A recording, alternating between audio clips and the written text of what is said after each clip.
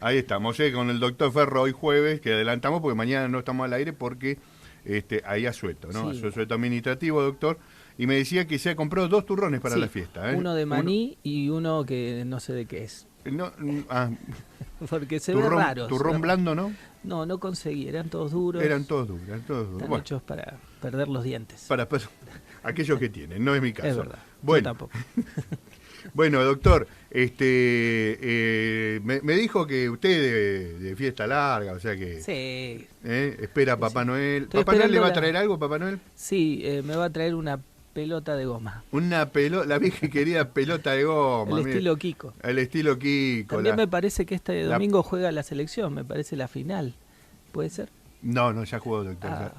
Ya jugó bien y ganamos, vamos, somos campeones del mundo. ¿A quién le ganamos? A Francia, el último campeón. Sí, sí. Bien, bien. ¿No Muy vio bien. los festejos en el obelisco? No. Y yo veía que había gente que Sí. se juntaba y digo, ¿qué les pasa? ¿Qué le pasa? ¿Qué hace esta gente? Pensé que era una revolución. Usted dijo, se vino la revolución. Se vino la de todo. diciembre. Sí, la usted. final. No la de mayo, no la de diciembre. ¿Tenemos otro 2001? No, está. Pero bueno, ahora me entero de estas cosas, la verdad que... Claro. Bueno, sí, Argentina ganó por penales, doctor. Yo sé que usted tiene menos fútbol que la para ti, pero hasta en la para ti salió que salimos. ¿Y el Diego? ¿Qué tal el Diego? No, el Diego nos ayudó desde arriba, el Diego nos ayudó desde arriba. Sí. Claro, se murió Maradona, se murió. No, ¿en serio? Sí, ya hace 2 años, doctor. No, Bueno, en fin. el doctor no tiene mucho fútbol, gente. Él vive enroscado, enfrascado, como decimos habitualmente, en sus libros, Ahora tengo lentes. Ahora tiene lentes. Al doctor le han dado lentes. Vive en sus tomos, estos tomos que trae un poco, los desempolva acá. Yo no sé por qué no los desempolva afuera. No, porque acá me llena de tierra el estudio y no nos gusta mucho, porque están los equipos, todo, pero los ácaros que vuelan. Los ácaros, bueno, yo ácaros estoy acostumbrado, vivo con una perra, así que eso es lo de menos. Los ácaros y los pelos, no ahora la tierra, no, doctor. Fíjese si la podemos dejar en su biblioteca, en su biblioteca magna que tiene ahí en su hogar. Ahí Ahí está. Bueno, ahí lo acomodo. Acomode bien. Bueno, ahí está. Bueno, ¿de qué va a hablar, doctor, hoy? Y bueno, pensaba hablar de la definición, la distinción entre izquierda y derecha, Mire usted. que tanto conflicto ha la traído. Izquierda, la derecha. Exactamente. Estamos mirando nuestras manos. Depende cómo lo veamos. muy bien. La izquierda tuya es mi derecha y así, ¿no? Y eso lleva a muchas confusiones. Sí. Y bueno, su aplicación política, ¿no? ¿Qué ha pasado con usted. esta distinción? Claro. ¿Qué diferencias que existen? Ajá. ¿Hay cuestiones en común entre la izquierda y la derecha? Sí. ¿Es una distinción aplicable a nuestro tiempo? Porque hay quienes dicen que ya esto se superó, el fin de la historia, en fin, cosas que se dicen. Lo primero que podemos decir es que no es una clasificación que sea eterna, ¿no? Por ejemplo, en Grecia, en Roma, esto no había derecha ni izquierda. No. O al menos no se decía. Claro. Por Si ahí alguien sotto osaba... Si alguien osaba decir algo en contra de Platón es de derecha. Claro, Platón es de derecha, lo mataban, claro. Claro, no había discusión. No había democracia en esa época, ¿no, doctor? Entonces, muchos no se expresaban. Los esclavos. Claro. Yo opino, diría el Chapulín. La venta de esclavos, claro. No había mucha cuestión esta de poder decir lo que uno quería o lo que sentía, ¿no? No, olvídate. Claro. Directamente. Paredón. Bueno, pero nos venimos a enterar que, por ejemplo, la homosexualidad en Qatar es algo... Está todo bien, ¿no?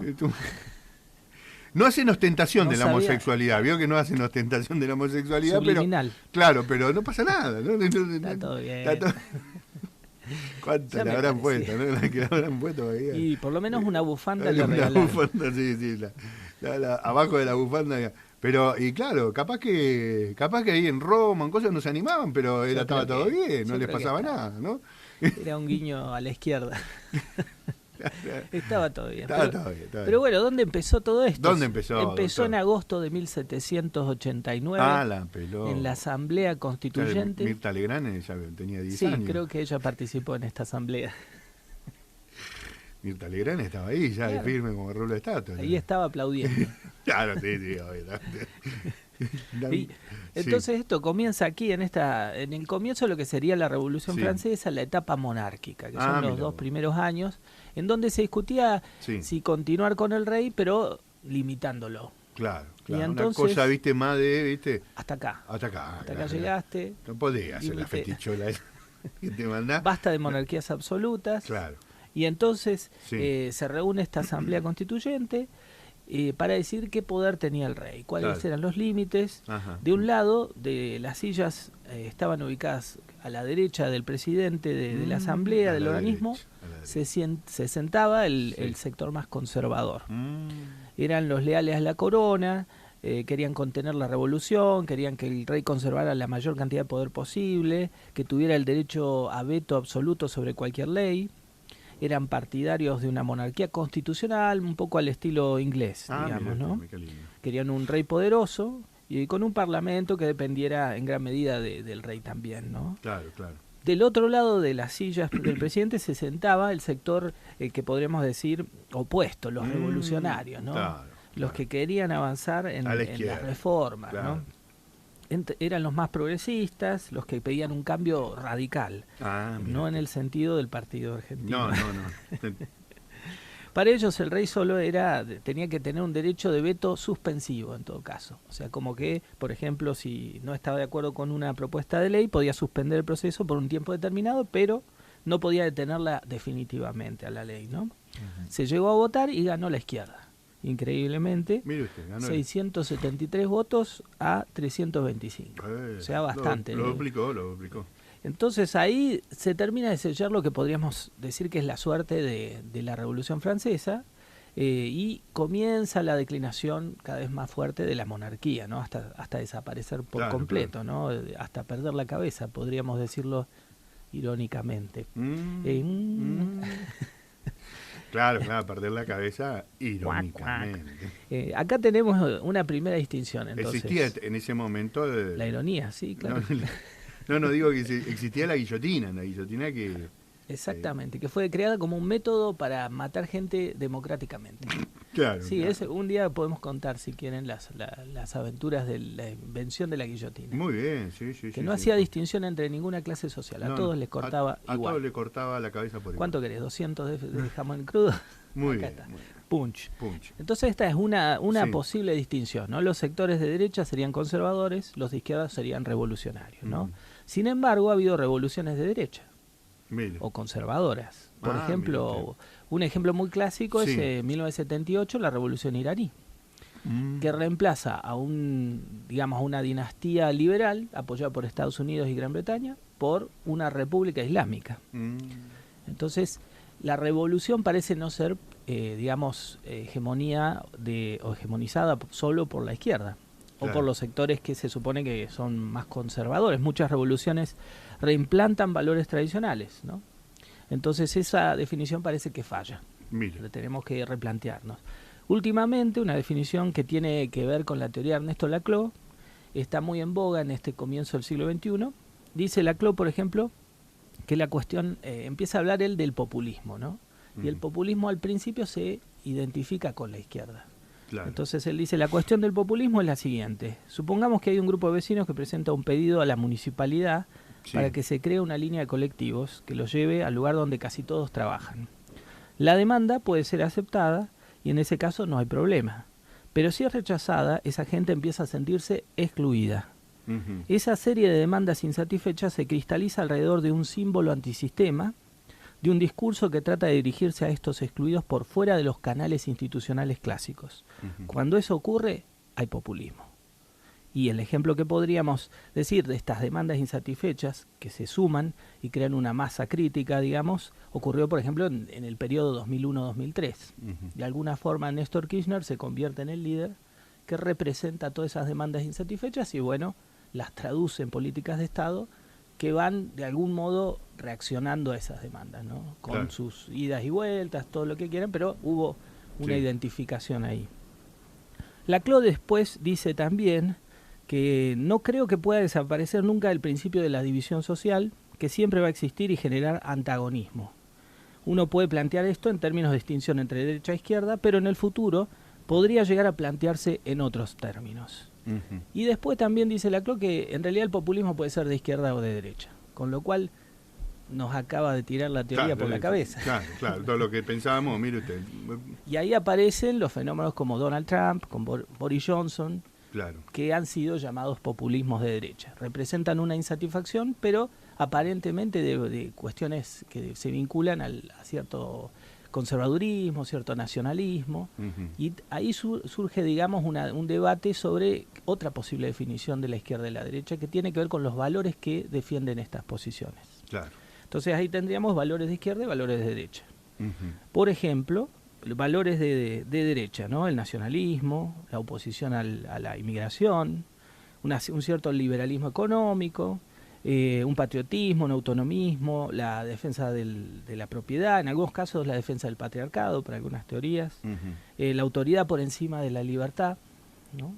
Los valores de izquierda, por su parte, serían los derechos sociales, la participación popular, el reparto de la riqueza, los derechos humanos, los bienes comunes, la igualdad, la libertad, ¿no? Todo esto se presta también a confusión porque podemos definir esto de muchas maneras. También hay nacionalismos de izquierda, por ejemplo, o socialdemocracias, o terceras vías, o centros, digamos, ¿no? La tercera vía que pregonaba, por ejemplo, el general Perón era justamente esto, digamos, ni marxistas, ni capitalistas, ni pro-yanquis, ni, digamos, pro-rusos en el medio de la Guerra Fría, ¿no? Entonces, también lo popular, que podría ser visto como una herramienta de la izquierda, en algún momento se ha llegado a decir y se vio en los festejos del Mundial, bueno, la derecha le molesta a la gente en la calle festejando. Entonces esto sería nosotros la izquierda, en cambio festejamos con el pueblo, la alegría del pueblo. Claro. Pero también hay fenómenos de alegría popular muy de derecha, ¿no? Por ejemplo, el Mundial de 1934 organizado nada menos que por Mussolini, fascismo. Las Olimpiadas de 1933 organizadas por Hitler. Claro. Entonces hay un movimiento de masas que puede estar o no asociado a la izquierda o a la derecha. Y en este punto dice Norberto Bobbio que el criterio más frecuente adoptado para distinguir la derecha de la izquierda es la diferente actitud que asumen los hombres que viven en sociedad frente al ideal de la igualdad.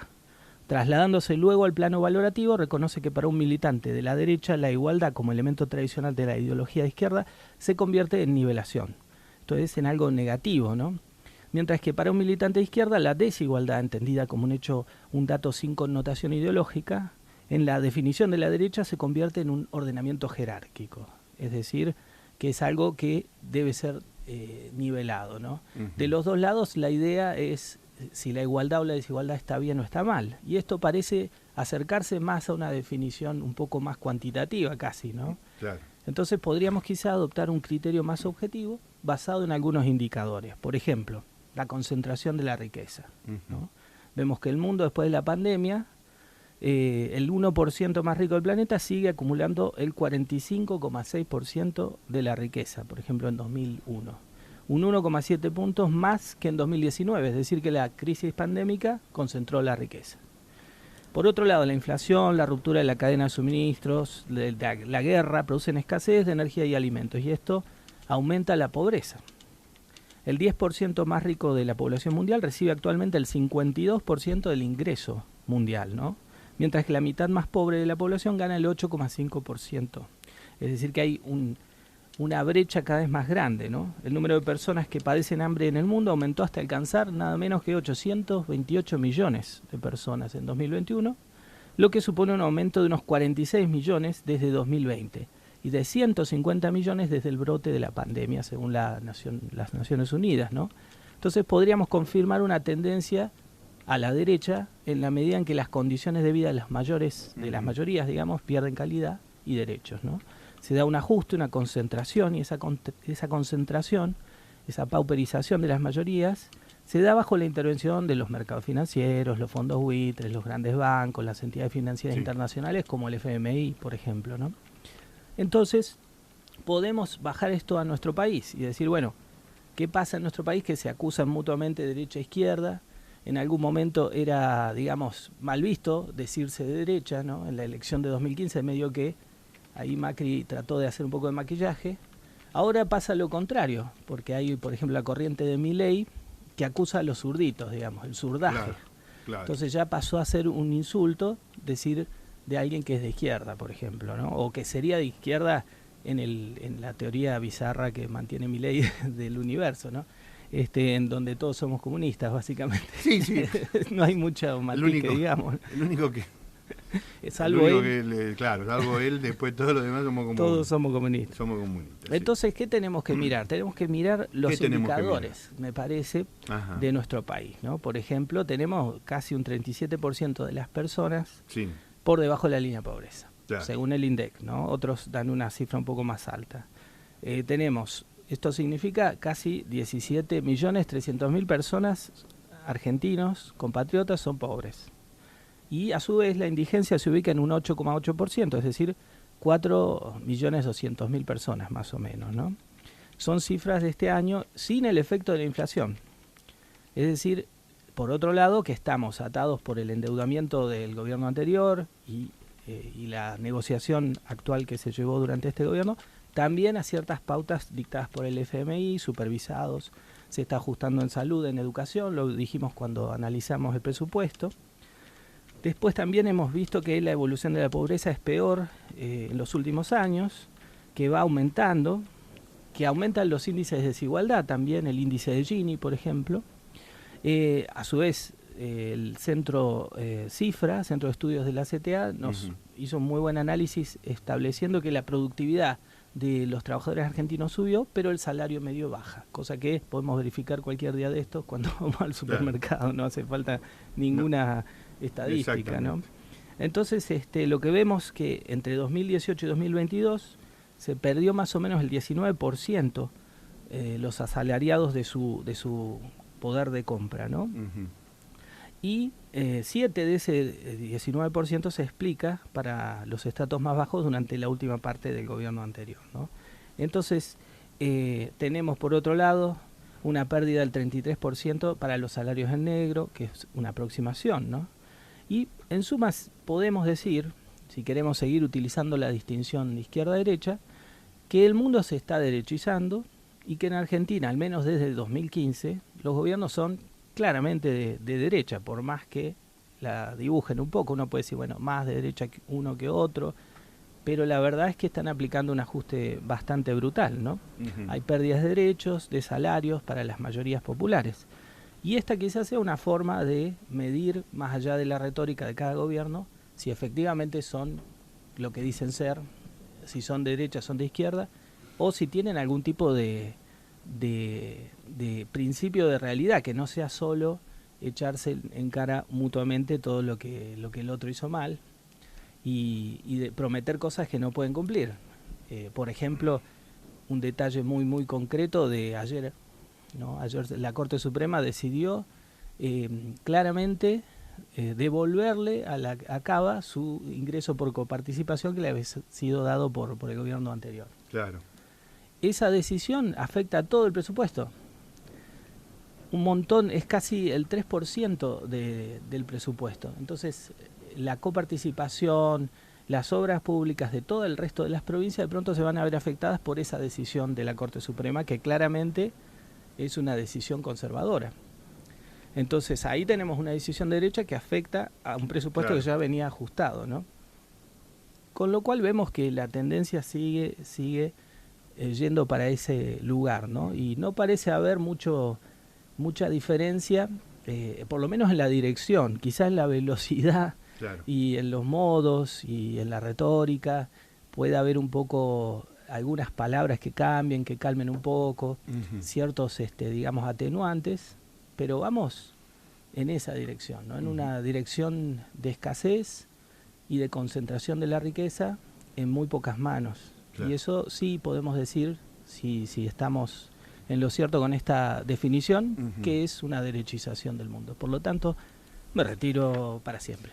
No, espectacular, doctor.